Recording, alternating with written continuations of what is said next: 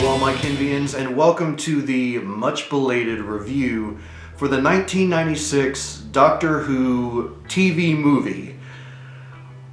I actually don't even remember if the movie had a title, but yeah, did a reaction for this over a year ago, might be close to 2 years now, and I had made a promise that I was going to do a review for it. A lot of stuff came up and got in the way, so it felt like the right time to finally do that review and give you my thoughts overall, again, on the 1996 made-for-TV movie.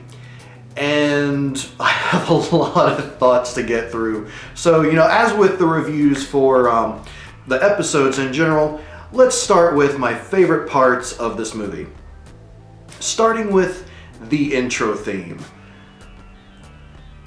I don't know how much of a variation this particular theme was as far as like the classics that came before it. I do know that it differed quite a bit from at least what we got at first in Doctor Who. Definitely differs a lot from what we got later. But again, I don't know how much it differed from what we got classically, since I haven't seen the classic episodes, especially the ones leading up to up to the actual 8th Doctor in this movie. But overall, I really enjoyed the theme. I thought it was excellently done. Again, if it was sort of an original take on it or not. My next favorite part of this movie was Sylvester Mccoy. I really wish I've seen him in more things. He seems like such an awesome actor, really enjoyable. I really enjoy him as Radagast in the Hobbit prequels, in the Hobbit movies, which were prequels to the Lord of the Rings trilogy. But yeah, really enjoyed him as Radagast there. And I'm looking forward to experiencing him one day as the Doctor for more than like the 7 minutes that we get in this movie. Because, again, I really enjoy his acting, and I feel like he would be a very enjoyable Doctor. The fact that he was the last Doctor for a while up until this movie happened, it makes me wonder how well the episodes are written. Maybe they're written really well. I don't know, and maybe it was just sort of on its way out at the time. Only way to find out is for me to actually experience it myself. But again, I really enjoyed Sylvester McCoy here for as little bit of time as we did get. I thought he had just an awesome personality, and the way that he portrayed the Doctor, at the very least, in those final moments, it's like, fighting against the anesthesia and trying to get people to understand. I thought he did a really good job. But moving on from there, my next favorite part of this movie was Paul McGann. And strangely enough, my first experience with him was that little lead-in episode to the time of the Doctor. I forget what the name of that little mini episode was, but where we get to see Paul McGann as the Doctor before he regenerates into the War Doctor. And he seemed really cool then, and I liked him in this movie. He was overall really enjoyable. I feel like the writing for it, or maybe it was just the direction of it, there were certain times where it seemed like he should have emoted a bit more. Like maybe he was sort of holding back a little bit. Again, I don't know if that was the direction or what, but at the same time, there were moments where, especially of pure joy appearing on his face, and just the way that he banters back and forth with Grace, it was really enjoyable. And I saw elements there of what we got from, I don't know, just some of the personality and the charm. For me, it was really indicative of what was to come with David Tennant as the Doctor. Now, don't get me wrong, the Doctor, really in all of his art incarnations that I've experienced, has been charming, can throw on the charm when he wants to, but there was just something about the way he was in this movie that, again, just reminded me a lot of Tennant and his personality. So I really like that aspect of it, especially since Tennant's basically my favorite Doctor, as was established in the questions of the Series 10 recap. Link to that in the description down below if you haven't watched it yet. But moving on from there, my next favorite part of this movie was Grace, honestly. And to be honest, my feelings for her as a character and a companion, they went back and forth as the movie went along. There were elements of her that I really liked. It's like she's a strong character, strong female character, strong personality. But then at the same time, she could be really annoying, or at the very least, she was written kind of annoying. Like, her character traits seemed a little bit inconsistent at times, and it was very almost 90s sitcom girl, if that makes sense, or 90s rom-com girl characteristics at times, which, again, the positive aspects of her, I feel like overruled that for the most part, but there were definitely times where she annoyed me, but as a whole, I feel like she was really enjoyable as a companion. I feel like her and the Doctor, had there been more to Paul McGann's run, that seeing the two of them together going on adventures would have been really enjoyable. Unfortunate that we don't get to see that, and to the best of my knowledge, the character Grace hasn't returned. Unless that's happened in some of the Big Finish audios that have, I mean, they're coming out with all kinds of them lately, none of which I've actually listened to so far. But again, unless she's returned in that form, I don't think she exists beyond, the existence of this movie. But again, as a whole, I really did enjoy her as the companion for this I keep saying episode for this movie. Now, moving on from there, my next favorite part, and honestly, probably my absolute favorite part of this movie, aside from the Doctor himself, who I really enjoyed, the Master. And I will say this with some caveats. Now, again, I love the Master in this movie. He was definitely, God, I don't even know how to put it. He was Americanized as a villain, to say the least. Like, he was drawing on a lot of, there were a lot of scenes where he basically looked like T-1000 from the Terminator 2. He just had that stance about him. The guy that played him, I forgot to write down his name, but I think he did an excellent job. And the things that I loved about the Master in this movie were, one, he was brutal. Now again, I haven't experienced the previous incarnations of the Master, and I have experienced what we've gotten in New Who and seen how brutal and evil the Master can be, especially with the return of Sims as the Master. Sim? Can't remember his last name exactly. But just, he was brutal. The way he killed, albeit off screen, killed the guy he possessed, killed his wife, snapped Lee's neck, and he really wouldn't let much get in his way. I do wish that we had seen more of him doing evil things other than off-camera sliming a small group of security guards, which I thought was a little bit eh. But as a whole, it's like between his brutality and just the glorious cheese that he portrayed. Again, the guy that was playing him, you could tell he was having fun. I don't know the guy's story behind it all, but I hope that he was having fun with that character, because it really seemed like he was. It seemed like he was having a great time just being this cheesy, snarky, evil character. And I absolutely loved him. Again, I loved Paul McGann. I loved the Doctor. He's overall the highlight of this movie. But the Master, it's a very close second for me. Even though he's a bit off in the whole spitting venom plasma crap, whatever it is, was weird. As a whole, the character was truly enjoyable. Now, moving on from there, my next favorite part of this movie was Lee's bigger on the inside moment.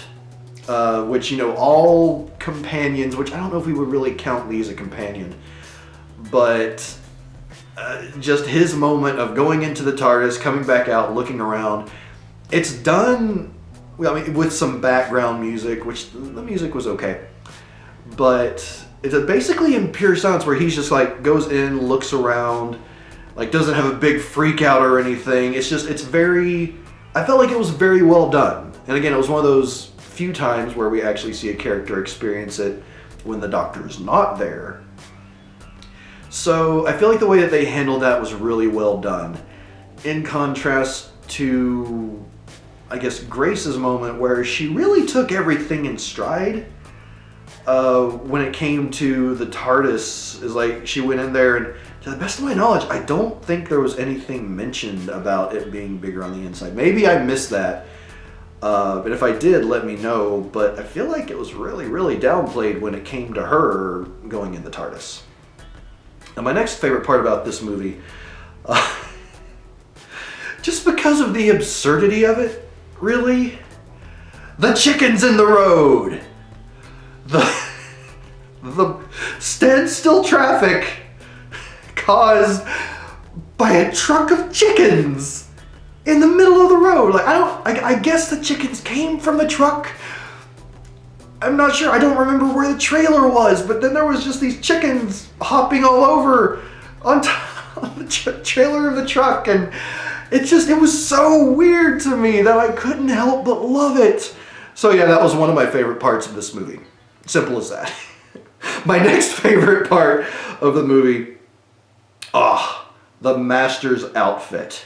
And not the, T-1000 leather, super evil looking bad guy, that, outfit that was before. But the callback to again, I haven't seen this one for myself, but apparently a classic version of the Master's costume. And it's glorious, and again, the guy playing the Master just lets that cheese shine through when the outfit is revealed, and I just loved it so much. There was just something glorious about the way they revealed that outfit that, again, not having experienced the classic Master, I loved it. I truly did. So, yeah, that's the outfit. Loved it. Just leave it at that. My next favorite part of this movie was the fact that the end got pretty dark and intense. For the most part, the movie, other than the fact that the Doctor got shot and all that, the movie felt as a whole kind of goofy. But then as we approach the end, where it's like Grace gets possessed with that, I guess they were contacts or maybe it was just a visual effect, but the black eyes, that really worked. It made her look really badass, honestly. The fact that the Master snaps Lee's neck when Lee finally realizes that he's a bad guy. And the thing that goes onto the Doctor's head, now I wouldn't have expected them to do this, but that's a torture device, basically.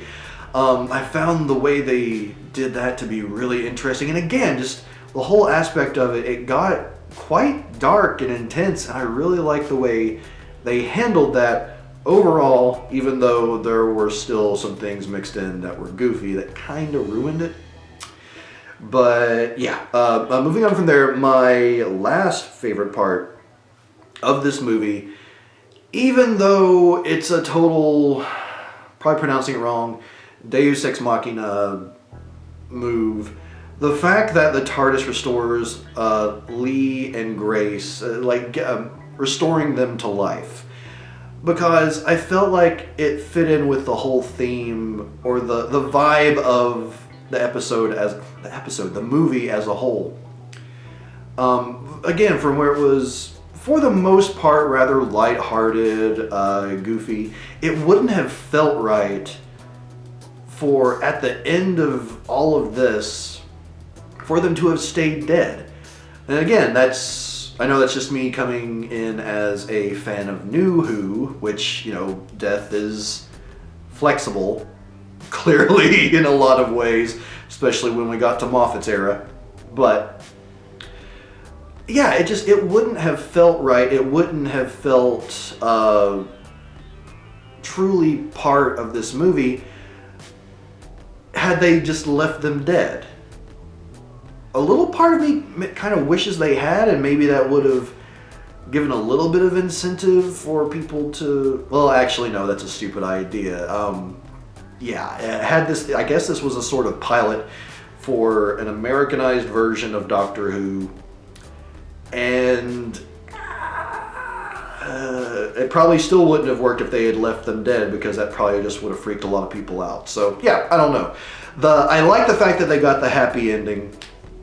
Trying to justify it is hard, but again, overall, I really like the fact that they got the happy ending. They were brought back to life, and yeah, that's kind of it. So those are all my favorite aspects of this movie, and honestly, I would have to say that Paul McGann as the 8th Doctor, and I hate that I forget his name, but the guy that played the Master, those are definitely the two biggest highlights of this entire movie for me. They absolutely made this movie worth watching. And now moving on to my annoyances, and some of these may be overly nitpicky, and feel free to comment on that in the comments down below. But my first annoyance, and again, I know this took place in the 90s, but our introduction to Lee and his whole story, if he has one, is 90s Asian gangsters.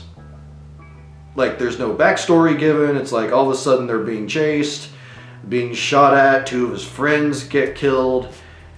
And it honestly feels like the whole 90s gangster thing, or Asian gangsters thing, in San Francisco, it served no actual purpose beyond the Doctor getting shot, and then that leading into everything else.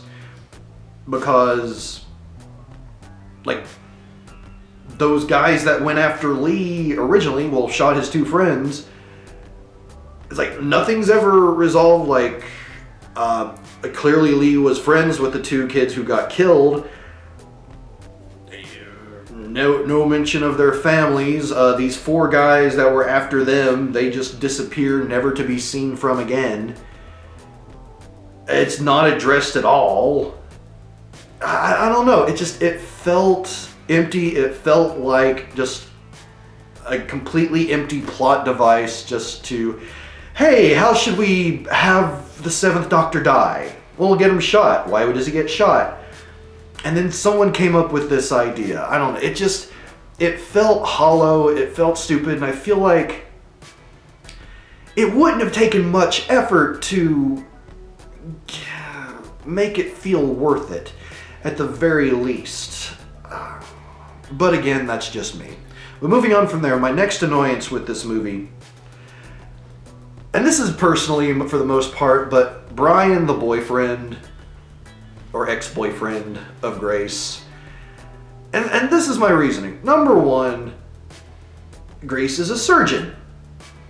The guy should know going into the relationship that she's going to be on call. So if you're out doing something, whether it's the opera or whatever else, there's a chance that she's going to have to be called in to work. So the fact that she's being called in to work and all he does is roll his eyes,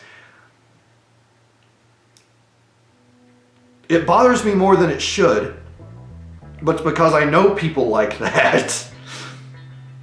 And I guess I can't really blame that on poor writing so much as, again, I know people like that, and I hate the fact that, that character mindset doesn't go beyond themselves. But even beyond that, it's like Brian is no longer a factor after he moves out after that scene, so his existence doesn't matter either.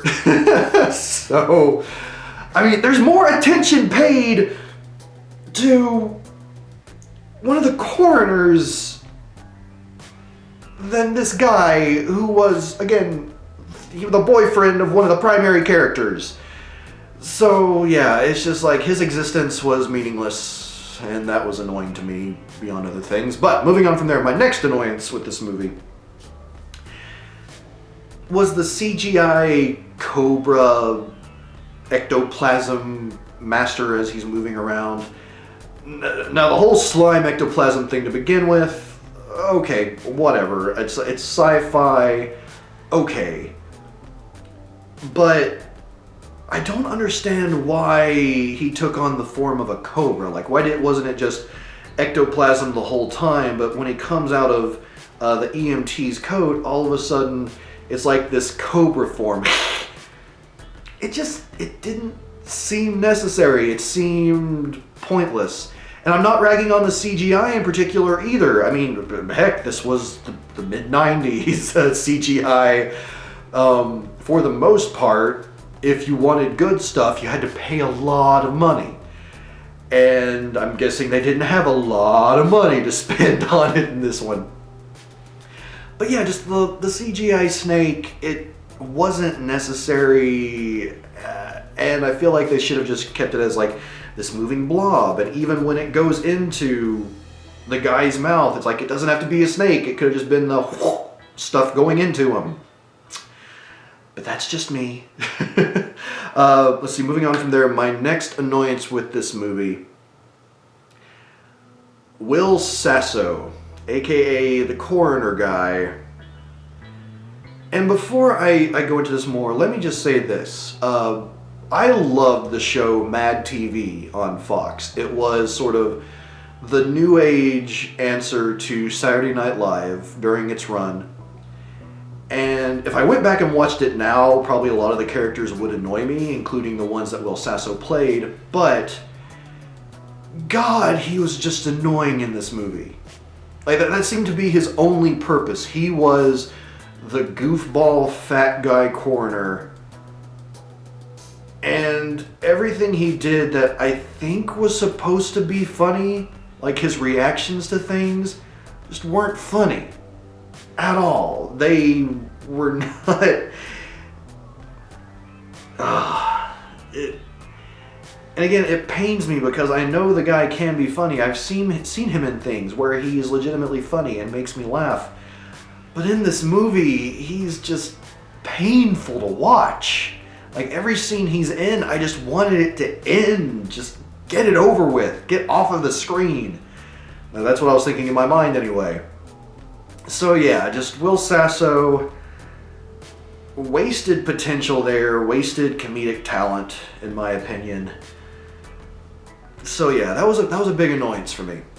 Moving on from there, my next annoyance, and this is definitely a nitpick, but the whole amnesia thing, the doctor has lost his memory. It's like, it's such an overdone trope of everything, of video games, of movies, of books, of TV shows, especially if you go into soap operas. It's just, I don't know. I understand why they did it, and it was a big well, maybe it actually wasn't that big an aspect of the plot because it didn't last that long. So yeah, just the whole amnesia thing was annoying at the time. And I wish they had gone with something else. But it was what it was. Again, that one's I definitely admit it's a nitpick on my part. I'm tired of the trope happening all the time. Moving on from there, my next annoyance. And this might seem a little bit hypocritical since I talked about how cheesy I found the master and how much that made me love him. But the movie is hideously 90s in that cheesy way. And that goes into like Will Sasso's comedic character. just like the style of things, the music, and I was born in '84, so I grew up in the '90s. So, I mean, that was a pretty big aspect of my life, but just maybe it's having seen Doctor Who from 2005 on, that seeing it take place in the '90s just feels cringeworthy. Again, because of the comedy that gets written into it, the style of things, to an extent, the graphics of how things are shot. It can be questionable at times. But yeah, it's hideously 90s, and I want that to be a good thing. And in some respects it was, but for the most part, it's at least it didn't have, let me take it back. At least it wasn't in the early 90s where we were still riding off of the late 80s, like super neon colors and all that crap. That would have been painful. That would have been painful to watch. But again, just like the whole like super 90s aspect of it, especially considering that the movie takes place 3 years after what actually came out, 1999. It just, I don't know. A huge nitpick again on my part, and totally a personal choice, but yeah, it's just like it was so hideously 90s. And actually that leads me into my next annoyance with it and that was the fact that it was extremely American, extremely Americanized. And knowing what I do now, the fact that the movie was essentially a pilot for essentially an American version of Doctor Who that never got picked up, kind of thankfully. But, I mean, it all takes place in America, and there was just very little of the charm that comes, from the Doctor Who episodes that I've grown to know and love. Even the ones that do, take place in the U.S. Like in the, Lord, I'm losing track. Like in the 11th Doctor's phase and other elements. There were times where they were in America, but it still had that sort of BBC charm to it. It had just that Doctor Who charm to it. And aside from the Doctor himself, I feel like a lot of that was missing from this movie. And again, I don't know if it was just like the whole 90s aspect, and maybe that's what made it feel too Americanized for me, since I grew up in America in the 90s. But yeah, it's just everything felt, again, overly American, if that makes sense at all. It's kind of hard to describe. It's just kind of a way you see things. But moving on from there, my next annoyance with the movie, and yeah, there are quite a few, unfortunately. My next annoyance was that they went with the Doctor is half human aspect of it, and this is actually going to be something that I'm going to address at the end of the video with a theory written out by James, the one who requested that I watch and review this to begin with. But I don't know, it felt like a really contrived and unnecessary plot element to it. It's like, because if this was meant to be an introduction for a lot of Americans to the Doctor, so they're getting introduced to this idea of the Time Lords to begin with, and then you take that and you mix it in with the Doctor is half human, and all I can say is, why? Why did you do that? Why would you make it so that the Doctor is half human? It just didn't really seem to make a lot of sense to me at the time while watching the movie. And again, I didn't even rewatch like my reaction to this movie. I rewatched the movie to begin with, so I may have gotten like a completely fresh response to all this. So I actually don't even remember how I responded to it back then. But moving on from there, my next annoyance, and it's probably the biggest part of the entire thing, the plot. The plot of this movie. And it has some strengths, I guess. It's like it, for the most part, has some nice introductions. It's not too overly complex in introducing the idea of Time Lords and stuff like that. But at the same time, there were so many things that could have been handled better. Again, the whole 90s Asian gangster thing, introducing us to the Doctor in general, the intro. Again, if this is supposed to be an introduction to Doctor Who for a seemingly American audience, it probably should have introduced the Doctor and the Master a little bit better. Because the episode Rose, the first of the new era of Doctor Who, did a much better job of that than this movie. Personal opinion, at least. But yeah, just as a whole, the plot of this movie was not great. It did have some good elements, again.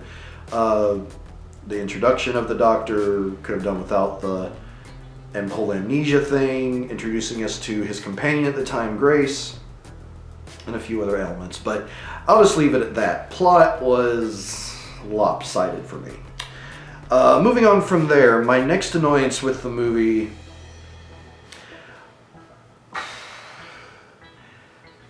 I feel like the romance implications between Grace and the Doctor were really unnecessary, especially in the span of this movie. Like with other companions like Rose that have fallen in love with the Doctor, I mean, there's a period of time there.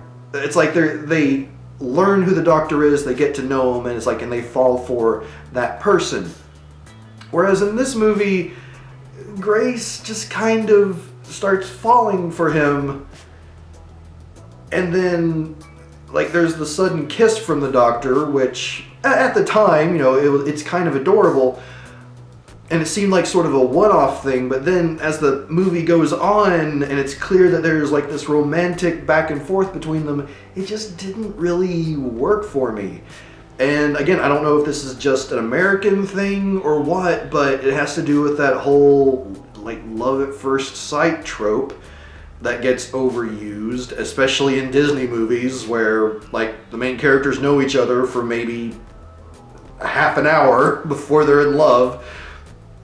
So yeah, I just didn't really care for that. And it was probably best summed up in a quote from Grace herself, where she says, "I meet the right guy and he's from another planet."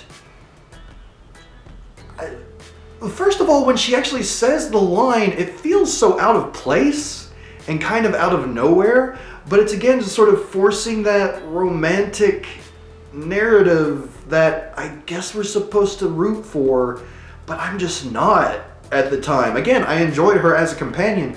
I enjoyed her working alongside the Doctor, and I would have liked to see more of her, potentially. But just the way they did that romantic subplot just did not work for me, personally. But okay, we're closing up here. We're getting close to the end of the annoyances. My next annoyance was when the Doctor and Grace get to the Tardis, and he opens the doors, and an officer on a motorcycle goes by and just goes straight in, and then goes right out, and never heard from again. It's a funny moment, it's a silly moment, but it really bothers me because, okay, this officer that kind of comes out of nowhere. It's like, you know, they were being, I guess, kind of chased earlier, but it seemed like they had lost the police, and all of a sudden this one guy on a motorcycle, who is an officer, comes behind them and goes into the Tardis.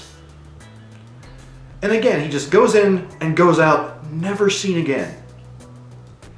Doesn't stop to give a, you know, have a it's bigger on the inside moment or anything like that. Not even just a little bit of back and forth with the doctor and then freaked out the guy leaves. But no, it's just this one and done thing that, again, I feel like it had a lot more to do with that sort of 90s humor of it all. Or, I don't know, maybe that's just sort of a, not a trope necessarily, but just a silly thing that's always been around, but it rubbed me the wrong way. I wish that was another element of the plot of this movie that I wish had been handled differently. Okay, now, not my final one, but almost there. Almost there with the annoyances. My next annoyance with this movie, Lee is an idiot. It's, again, first of all, it's like we have no real background, or we don't even really get to know Lee at all. But the fact that it's like he's not under mind control, except for maybe like, a certain moment, I think, early on when he first sees the Master, but he follows the Master, and he's believing everything the guy says, even though he's clearly acting evil. He has an evil laugh, and there's just so many things that are clear red flags. Yes, you could say that he's more motivated by getting the money, by getting that gold dust from the Master, and that's fine. But then later, when it's revealed that the Master had been lying to him in the most blatant way possible, and just then does he finally realize that the Master is a bad guy. It's just the entire time I'm thinking, you're an idiot. How do you not see that he is the bad guy? And again, that's something that could have been done. It could have been handled a little bit differently. Had the Master acted a little bit more subtly around Lee, I could have believed it more. But he didn't, and I didn't. So it's... Ugh. I thought the kid playing him did a fine job, but he was just so stupid, and it really made me mad that they did that. But moving on from there, my final annoyance with this movie, and I feel like it's another thing that could have been handled differently, and it would have been better. The countdown. The countdown to midnight and the new millennium. And it's because they kept jumping from... They kept jumping around to different places. And had they done that to a degree, it wouldn't have been so bad. But they had to include Will Sasso at that party that looked like it was being filmed in a closet. But maybe it's just him that ruined the countdown for me. I don't know, but just something about that whole countdown, it felt like it needed to have more gravitas to it. It needed to feel tense, but instead it was just kind of like, okay, carry on. There's Sasso again. And again, I guess you could just boil all that down to the plot annoying me for this movie. There were just so many things that could have been done differently that would have made it better. And it really just has to do with the writing, not even necessarily the effects or the money that goes into it. Just the writing could have been smarter. And had it been smarter, maybe they would have been picked up, and God knows what would have happened from there. But the movie wasn't picked up as a pilot, and the American Doctor Who series never happened. So there. So yeah, I apologize for the long list, but those are all my favorites, all my annoyances. Please let me know your thoughts on those, and let me know any others that you might have as well. I was thinking that I would have a moment of terror, but what I thought was going to be the moment of terror ended up making me laugh. I did mark it as an annoyance just because of how silly it was, but when the Master starts losing it there at the end, and the dark growling voice occurs. That was a horrible impersonation, but it made me laugh because it wasn't a threatening voice. It was just a voice with bass effect on it. It's like, it wasn't intimidating. It, I guess, was meant to sound monstrous, but it just didn't work. It didn't. And instead of being intimidating and scary, it made me laugh. And the fact that it made me laugh is the only thing that kept it from being an annoyance. So yeah, no moment of terror from this movie, to say the least. Let's see, moving on from there. Now, I didn't write down any like tracks of the movie or anything like that, but I do have a couple of quotes. And I think I'm going to do them slightly out of order, but easily the funniest one, just because of how absurd it is from the Master when he says, "Life is wasted on the living."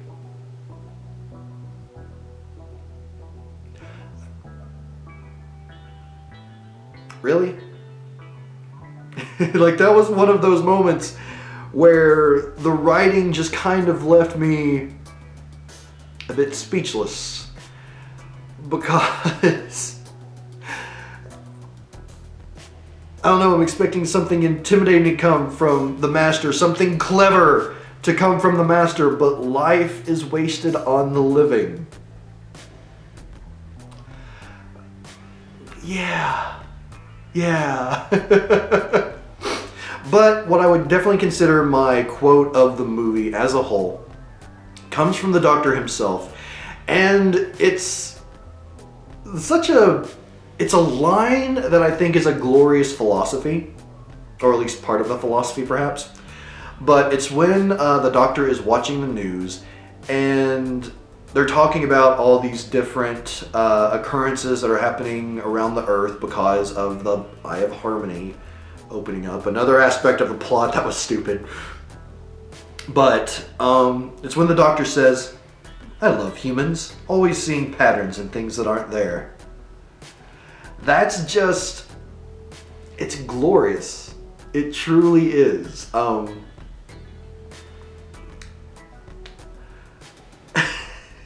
Finding patterns in things that aren't there.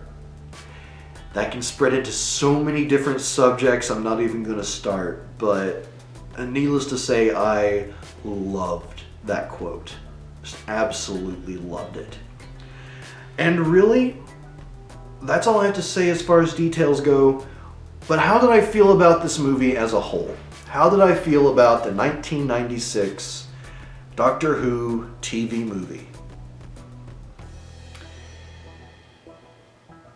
Despite all my annoyances, I enjoyed it. It had a lot of stupid parts, a lot of silly parts, but at the same time, it had this energy about it that I couldn't help but enjoy. And I feel like a lot of that, again, boiled down to Paul McGann as the Doctor, the Master, and Grace, to a degree, even though she was annoying at times. Like, those three characters, I feel like they made the movie enjoyable, but primarily the Doctor and the Master, like, they really did make this movie. They make it worth watching. Maybe not often. It's not one that I'll really plan on revisiting anytime soon, unless I maybe listen to the director commentary, which could be interesting. But yeah, I really enjoyed it. It's not good.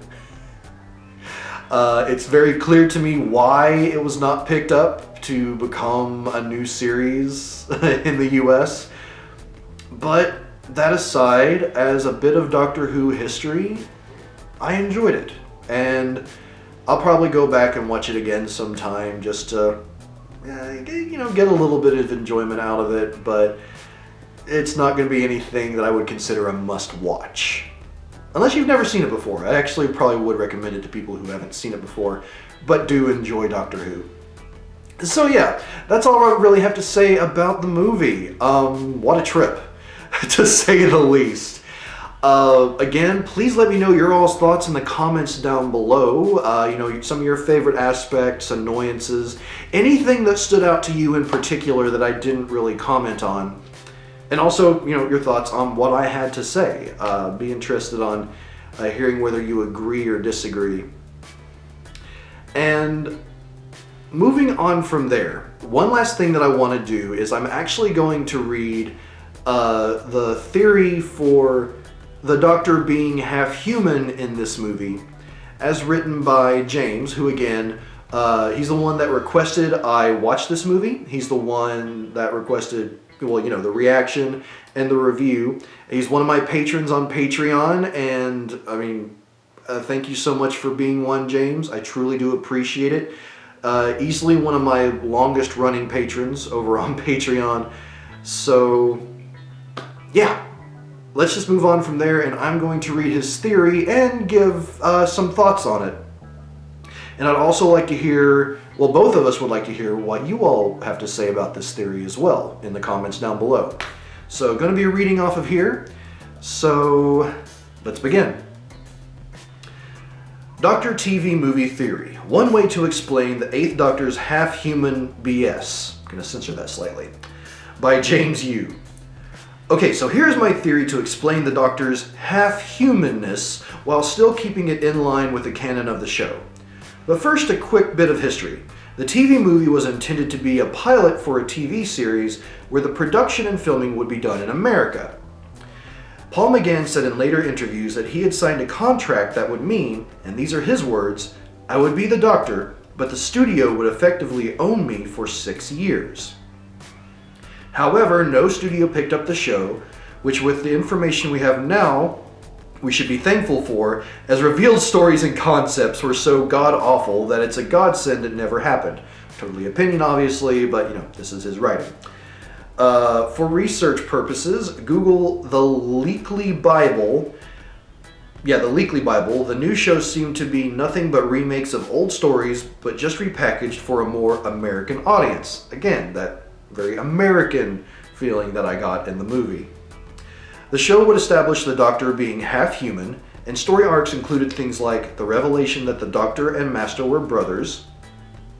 I wouldn't have been opposed to that. And throughout the series, the Doctor would be searching for his Time Lord father, Ulysses. Be an interesting one. Anyway, glad that never happened in our timeline and that McGann did Big Finish instead.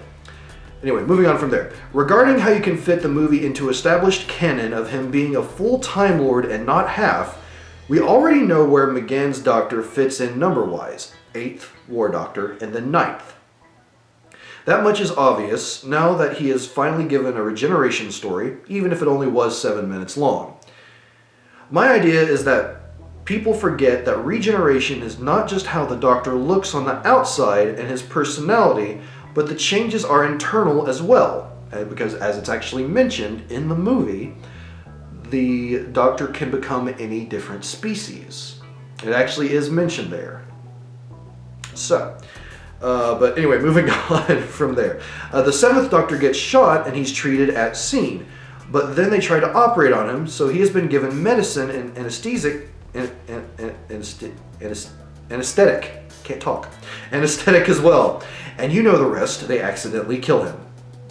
But what if the Doctor's body chose to make him part human because his body was full of human medicines that were killing him? His body had to find a way to survive the chemicals, so activating or imitating human DNA to cope/adapt would work. And while the Doctor may not physiologically speaking be half human, perhaps his new DNA has some other superficial things has some other superficial things humans have, such as the 8th Doctor has the retinal patterns of human eyes, and maybe this is what fooled the Master into thinking the Doctor was actually half human when he was not.